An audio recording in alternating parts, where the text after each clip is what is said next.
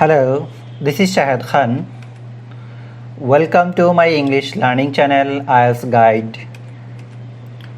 আজকের ভিডিওতে আমি যা আলোচনা করব বার গ্রাফ কেমন করে লিখতে হয়, বার গ্রাফের ব্রেইনস্টর্মিং, প্রতিটা ইনফরমেশন দিয়ে কেমন করে বাক্য লিখতে হয়, একটা সম্পূর্ণ রাইটিং টাস্ক 1 এর answer. IELTS writing task 1 template দেখার আগে আপনি যখন একটি একাডেমিক টাস্ক 1 প্রশ্ন দেখেন তখন আপনার প্রথম কি করা উচিত তা নিয়ে আলোচনা করা যাক। মনে রাখবেন সময় অত্যন্ত সীমিত। আপনার টাস্ক 1 শেষ করার জন্য আপনার হাতে মাত্র 20 মিনিট সময় আছে। Your strategic approach begins from the second you open your test booklet and read the question. Keep in mind, যখন আপনি প্রথম গ্রাফের দিকে তাকান তখন গ্রাফটি প্রায়ই জটিল দেখায়। বাস্তবে চার্ট এবং গ্রাফ বিশ্লেষণ করার ক্ষমতা পরীক্ষা করা হচ্ছে না।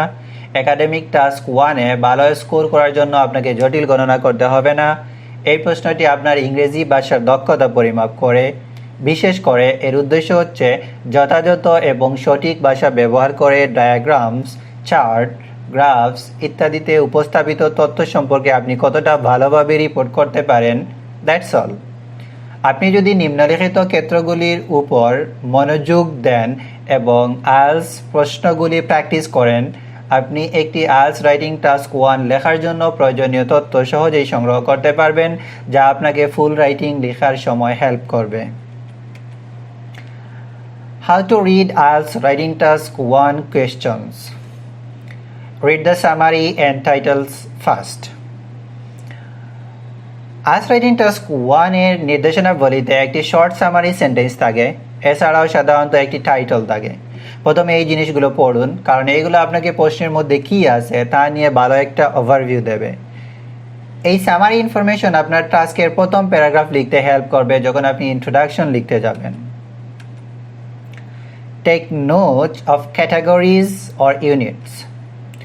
এরপর প্রশ্ন থেকে তথ্য কালেক্ট করেন।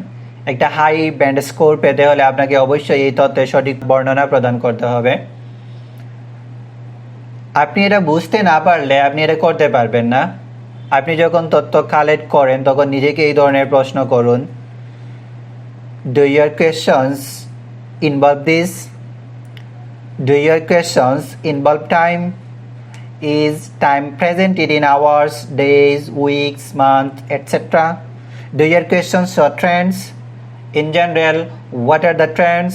Increases, decreases, fluctuating, etc.? Do the questions show a sequence of events, steps in process? Do the questions categorize different types of things? Are numbers presented in hundreds, thousands, millions, percentages, decimals? Find an interesting angle on the data. Writing task 1 এর 2 থেকে 4 নম্বর paragraph প্রশ্নের প্রধান debate প্রদানের জন্য ব্যবহৃত হয়। আপনাকে কোন ইনফরমেশন দিতে হবে তা সিলেক্ট করতে হবে এবং গুরুত্বপূর্ণভাবে কোনটি ছেড়ে দিতে হবে। এটা কঠিন হতে পারে, কিন্তু আপনি যদি একটা অ্যাঙ্গেল দ্রুত খুঁজে নেন যা আপনার প্রয়োজন, তাহলে এটা আপনার জন্য অনেক সহজ হয়ে যাবে। ফর এক্সাম্পল, মনে করেন আপনি একটা চার্ট দেখেছেন যা 5টি ভিন্ন টিভি অনুষ্ঠানের একটা তালিকা দেখাচ্ছে। এই শো 5টি ভিন্ন বয়সের মধ্যে তাদের জনপ্রিয়তা দ্বারা র্যাঙ্কিং করা হয়। So here are some possible angles. Which shows are most popular, least popular among all age groups? Which shows got more popular as viewers age increased, decreased? Which shows are only popular in the middle aged group? যখন আপনি প্রশ্নের দিকে তাকাবেন তখন প্রশ্ন থেকে সবচেয়ে interesting আর স্ট্রাইকিং জিনিসগুলো কালেক্ট করেন। এই বিষয়ে চিন্তা করার আরেকটি উপায় হচ্ছে, যদি আপনাকে মিটিং বা কলেজের ক্লাসে রিপোর্ট দিতে হয় তাহলে কোন তথ্য দর্শকদের সবচেয়ে বেশি আগ্রহী করবে? এই প্রশ্নের উত্তর আপনার আইএলটিএস রাইটিং টাস্ক 1 এর প্রশ্ন বুঝতে হেল্প করবে। Writing task 1 question and example. Writing task 1 এ 4টা প্যারাগ্রাফ লিখতে হয়। প্যারাগ্রাফ 1 ইন্ট্রোডাকশন, 1টা থেকে 2টা সেন্টেন্সের মধ্যে লিখতে হয়। প্যারাগ্রাফ 2 ওভারভিউ, 2টা থেকে 3টা সেন্টেন্সের মধ্যে লিখতে হয়। Paragraph 3 or 4 use data or details to highlight a key features of the question. Optional concluding sentence, এটা দিলেও চলবে, না দিলেও চলবে। আমি আজ রাইটিং টাস্ক 1 এর একটা কোয়েশ্চেনের প্রতিটা অংশ নিচে একের পর এক উত্তর সহ লেখার স্যাম্পল দেখাচ্ছি। In order to provide a specific sample response, I have also included a sample writing task 1 question. বিস্তারিত দেখার আগে এই প্রশ্নটি সাবধানে পড়ুন, যা প্রশ্নটি বোঝার ক্ষেত্রে সহায়ক হবে। The chart below shows the expenditure of two countries on consumer goods in 2010. Summarize the information by selecting and reporting the main features and make comparisons where relevant. Write at least 150 words. এখানে দেখা যাচ্ছে দুইটা বার আছে, দুই কালারের, একটা দ্বারা France এবং অন্যটা দ্বারা ইউকে ইন্ডিকেট করে, এবং এখানে টাকার হিসাবটা পাউন্ড স্টার্লিং হিসেবে দেওয়া আছে। Paragraph 1 introduction. রাইটিং টাস্ক 1 এর ইন্ট্রোডাকশন লেখা সহজ, কিন্তু এটা চ্যালেঞ্জিং হতে পারে কারণ এটা আপনার গ্রামার এবং ভোকাবুলারি পরীক্ষা করে। মূলত ইন্ট্রোডাকশনে আপনাকে যা করতে হবে তা হলো প্রশ্নটি কী নিয়ে কথা বলতেছে তা তুলে ধরা। সম্ভব হলে এক বাক্যে এটা করার চেষ্টা করা উচিত। ফর্চুনেটলি আপনি সহজেই এই তথ্য খুঁজে পেতে পারেন কারণ এটি প্রশ্নতে খুব স্পষ্টভাবে দেওয়া হয়। In my example, this is the sentence just above the chart above. The graph below gives information about. আপনার প্রশ্নের টাইটেলও প্যারাগ্রাফ 1 এর জন্য প্রয়োজনীয় তথ্য প্রদান করে, মনে রাখবেন। প্যারাগ্রাফ 1 এ অনেক প্র্যাকটিস প্রয়োজন কারণ প্রশ্নটাকে প্যারাফ্রেজ করতে হবে। তার মানে এই তথ্য আপনার নিজের কথায় লিখতে হবে। প্রশ্নের মতো একই ভোকাবুলারি এবং সেন্টেন্স স্ট্রাকচার ব্যবহার এড়ানোর সর্বোচ্চ চেষ্টা করুন। এটা করতে না পারলে আপনার স্কোর অবশ্যই কমে যাবে। আজ এখানে আপনার ভোকাবুলারি এবং সেন্টেন্স স্ট্রাকচার পরীক্ষা করছে। মনে রাখবেন যে আপনাকে সব সময় কি টার্মস প্যারাফ্রেজ করতে হবে না। Everything else should be paraphrased. Below sample paragraph 1. Notice how the vocabulary and sentence structure differ from the both prompt and the titles of the question. The given bar chart compares the data on the amount of money the French and the British spent on 5 consumer goods, namely cars, computers, books, perfume, and cameras in 2010. Units are measured in pound sterling. Brainstorming. Paragraph 2, 3 এবং 4 এ যাওয়ার আগে চলুন একটা প্রশ্নকে brainstorming বা সাজিয়ে নেই যাতে করে আমার জন্য ওভারঅল বডি 1 এবং বডি 2 লেখা সহজ হয়। একটু ভালো করে লক্ষ্য করলে দেখা যাবে ইউকে এবং ফ্রান্সের সব থেকে বেশি ব্যয় করেছে কার্সের উপরে, এবং ফ্রান্স যেখানে সব থেকে কম ব্যয় করেছে পারফিউমের উপরে, সেখানে ইউকে ব্যয় করেছে ক্যামেরার উপরে। সো আমরা বডি 1 এ লিখতে পারি cars, books and camera.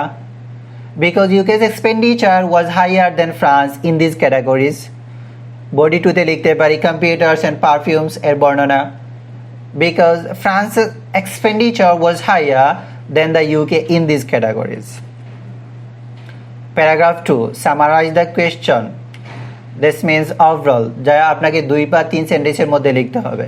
In this paragraph, you will provide a summary of the question without going into too much detail. IELTS Writing Task 1 instructions tell you to summarize the information by selecting and reporting the main features of the question. Paragraph 2 is your opportunity to do just that. এই প্যারাগ্রাফে এড়িয়ে যাওয়া details প্রশ্নের মধ্যে সবচেয়ে গুরুত্বপূর্ণ পয়েন্টগুলোতে focus করতে সহায়তা করে। নাম্বারস এবং ফিগার্স এইগুলো ওভারভিউ প্যারাগ্রাফে লিখবেন না, এইগুলো বডি প্যারাগ্রাফে লিখতে হবে। In paragraph 2, you will need to provide an accurate overview or summary of the contents of the question. পূর্ববর্তী প্যারাগ্রাফে আমি ব্যাখ্যা করেছি প্রশ্নের বিষয় কি।